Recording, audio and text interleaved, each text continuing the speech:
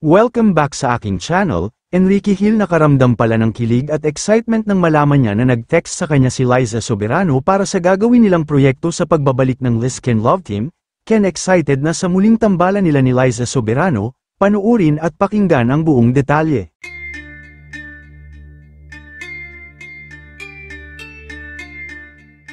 Kung ang aktor nga na si Enrique Hill ang tatanungin ay gustong-gusto na niya, na agad-agad na gumawa na sila ng project ng kanyang fiancé na si Liza Soberano, dahil halos ilang taon na rin ang nakakalipas nang huli silang gumawa ng proyekto.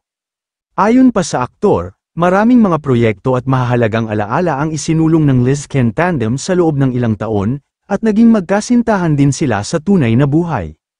Kaya naman kung si Ken daw ang tatanungin ay mas gugustuhin niya na wag nang paabutin ng 2026 ang kanilang muling tambalan ni Liza, at mas maganda daw na masimulan na nila agad para naman hindi maghintay ng matagal ang kanilang fans na sabik na silang mapanood ulit sa telebisyon na magkasama.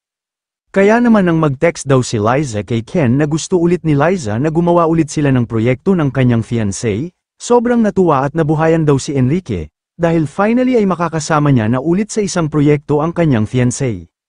Mismong ang talent manager at showbiz insider OG Diaz ang nagsiwalat din na totoong excited na si Ken sa magiging proyekto nila ni Liza. Nung nag-text nga daw si Liza kay Ken ay sobrang kinilig daw ito, syempre bukod sa sabik na siya sa pagsasama nila ay mahal na mahal niya talaga itong si Liza hanggang ngayon.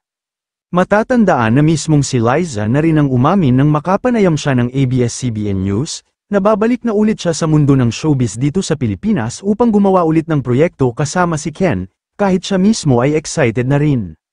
Matatandaan din na naging matagumpay ang kanilang love team noon at talagang pumatok at bumenta sa mga manunood dahil na rin sa ganda ng kanilang chemistry at sa overload kilig ng kanilang tambalan. Gayunman sa kabila ng kanilang matagumpay na partnership, nagtapos ito ng magdesisyon si Liza Soberano na pursigihin ang kanyang karera sa Hollywood, na nagbigay daan sa kanyang pamamaalam kina OG Diaz at sa Star Magic ng ABS-CBN.